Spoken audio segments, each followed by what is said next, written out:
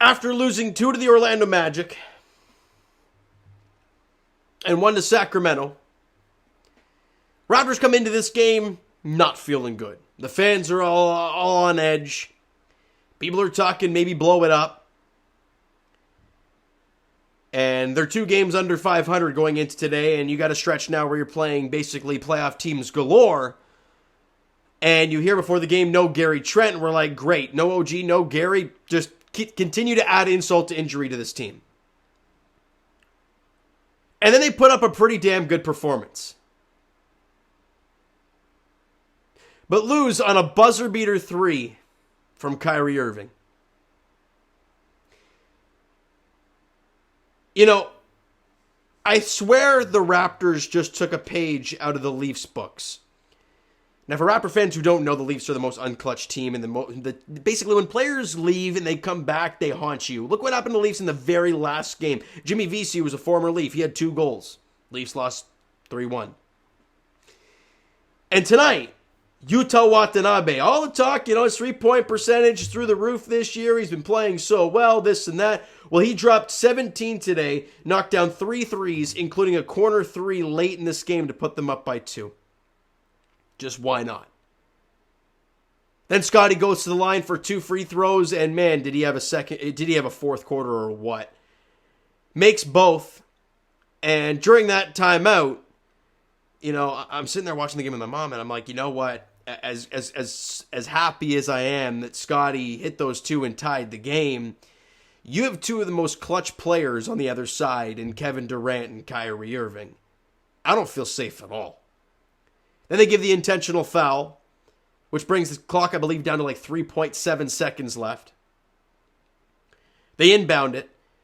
It looks like initially he's going to drive on Fred, stops up, step back 3, and he drills it. Kyrie Irving for the game. And he had 32. I swear he's done this to us I don't know how many times. And the Raptors lose another one. They've now lost 4 consecutive games. They're 3 games under 500 at 13 and 16. And it's a game like this that gives us hope. But when you've already lost 3 straight and you got a stretch coming up of really tough teams, you got to take these games. And it's not like the Raptors were having a tough time early, like they had their rough first quarters as they always do. The Raptors won the first by 10. 29-19. They were knocking down some threes. Everyone's losing their mind like, oh my God, they're actually doing this? Like, what? They're hitting some threes. It's so exciting. In the second quarter, basically trading basket for basket with the Brooklyn Nets. And it's 33 apiece in the quarter. You are up by 10 at halftime. So you're feeling all right here. The offense is flowing. You've scored 50 plus. You've held them to, oh God, I'm not even going to try the math, 19 and 33. Not going to do it. But you're up by 10 at the break. However, I don't know how many times we've seen the Raptors come out of halftime and just look sluggish. Now, could that mean, Raptor fans, anybody at the game, can we actually have some butts in the seats when the second half begins? Because it's another instance today where there's so many empty seats to start the third quarter. The Raptors come out sluggish to start the third. They can't miss. And the Raptors struggle offensively. They go into one of their droughts and they can't make shots. And it's just, they can't make threes again. They made 8 threes in the first half. And we're like, oh, this is fascinating. This is what it's like to drill some threes and to have some consistent offense. Then they don't score. Look, they had 1 3 the rest of the way. That's going to tell you everything. And in this third quarter, you only scored 22. And you allow 36. You're minus 14 in the quarter. And that 10-point lead at the half, you are now down 4 going into the fourth. They end up building the lead up to 8 at some point. And yeah, the Raptors do chip away. Scotty Barnes just does some incredible things. The left-handed dunk that he had. When Ben Simmons is all up him right at midcourt, really. Right at half court. And Scotty finds a way to spin off him and drive and get the and one to go. An incredible move from Scotty there. And he had 19 or 18 or 19 in the fourth quarter alone. He was outstanding, but he was nowhere to be found through the first 3. Couldn't make shots to save his life. everything felt short, right? All his little push shots, his little jumpers were short, for the most part at least. And then in the fourth quarter, he just turned it on. It was just bully ball in the paint the entire way. And he dominated that fourth quarter. But it comes down to the clutch moments. Now, yes, Scottie was incredible in those clutch moments, but defensively, he couldn't get stops. Whether it was Utah getting that, whether it was Ben Simmons getting under the basket for a dunk off a pass from Utah, and obviously Kyrie with the game winner. You lose that, or you win that quarter 32-31. No, see, I'm totally off. My math is terrible. Wait, hold on. They lost by 3. Did they get the math wrong here, or is that just me? No? Okay. You know what? Screw it. They lost by 3. 119-116. They won the fourth quarter by 32-31. Yeah, I'm right. Never mind. And the defensive struggles continue for the Raptors. It's another 119 allowed. They've allowed 110 plus, I believe, in like the last little while here. They allowed, 124 against Sacramento, 111 against Brooklyn, 113 against Brooklyn. Where is it here? The Lakers, they allowed 113. Yeah, they won by 13, but they allowed 113. They allowed 116 to the Celtics. Let's keep going here until I see something. Okay, 108 to Orlando when you beat them by 13 on December the 3rd. You know, every other game since then, you've allowed 110 plus. And when your offense isn't as good as the Raptors' offense isn't, like it's just not very good, you can't expect to win these games very often, and you're not. Now, yes, did they shoot the ball much better today? Absolutely. The statistics say so. But in the fourth quarter alone, the Raptors made the second half, the Raptors made 1 3. That's all I got to say. Pascal Siakam, I thought he was missing shots early. Did find a shot as the game went along. Ended up with 17, 7, and 5. Shot 7 of 15 from the field, 2 of 2 from the line, 1 of 2 from 3. Again, didn't think he was... Did he get in foul trouble? Hold on, let me check the minutes. He played 37, which I guess is lower than he's used to. I did have 4 fouls, so he might have been in foul trouble, so that's maybe why he was out a little bit there. Scottie Barnes, man. Him and Fred, they were outstanding tonight. They were. There's been a lot of talk about Fred and his shooting, and as we've talked about on these videos countless times, that the shooting numbers for Fred have been really down. But the last couple games, they've come back up. The 3 didn't come back up for Fred. In the last game, I think he was like 2 of 7 or 2 of 8.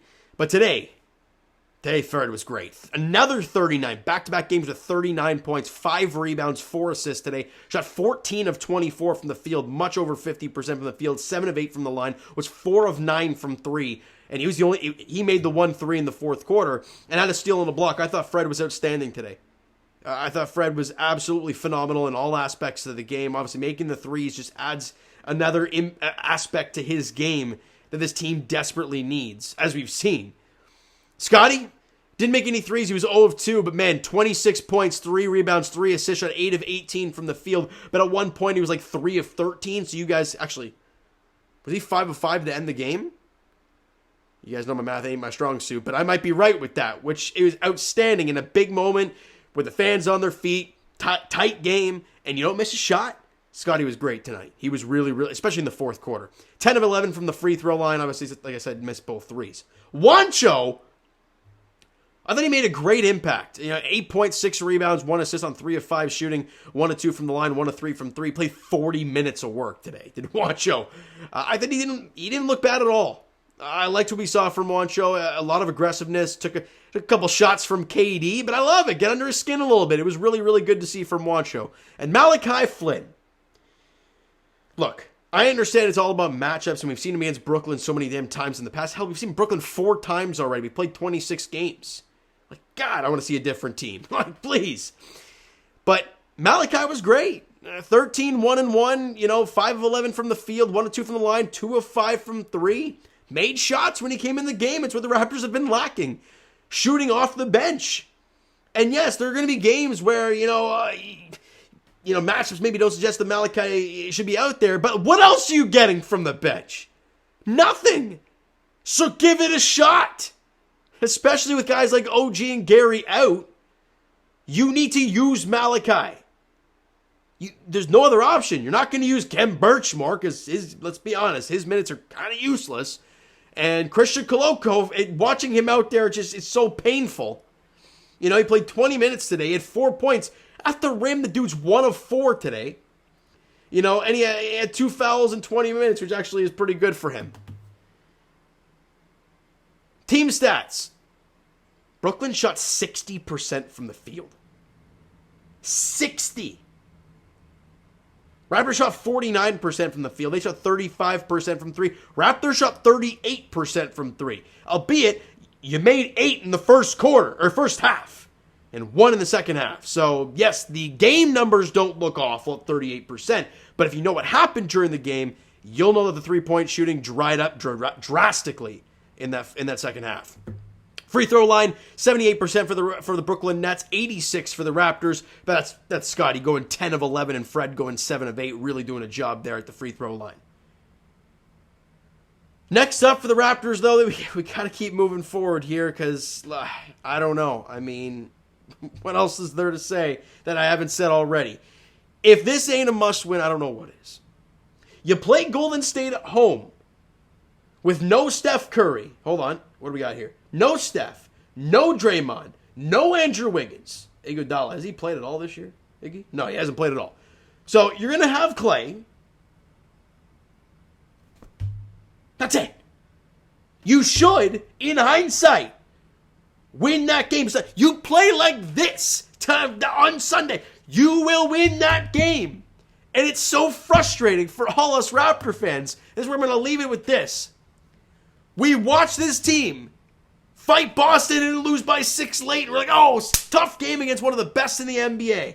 Then you play Brooklyn today. And tough, really hard-fought game, and you're just on the wrong side of it, a 3-point loss. And you're like, man, you just hung with these really good teams. And then you lose to Orlando twice, and you lose to Sacramento. And you're like, what the hell? Are they not getting up for their opponents? Or what? It's just so weird. But the Raptors, on Sunday at 6 p.m., host the Golden State Warriors with no Steph, no Draymond, no Andrew Wiggins. They need that victory. Bad. For their record, for their morale, because it's definitely down right now. Even though they played a solid, hard-fought game, you still lost. You've still lost 4 in a row. You're 3 games under, and it's not looking good. Yes, moral victories only go so far with a team with expectations. At the beginning of the year, they had expectations. Now, not so much. But you still expect them to win some games. And in a game like this, where you had a 10-point lead at the half, you had the lead late, and you lose. It's tough. All right, so you know what, guys? That is going to do it for this one. If you enjoyed the video and the game, but not the ending. And if you're a Nets fan, you love the ending, and smack the like button anyways. Hit that subscribe button if you guys not already. Comment down below your thoughts on the video, thoughts on the game. Would you like, would you not like from today's game for the Toronto Raptors? The Twitter and Instagram links are down in the description, so follow up there. Send me a DM. Do that great stuff. The Discord link is down below, so if you're pained about this game and you want to rant and yell and scream, Discord link is down below. All right? So go check that out. And I'll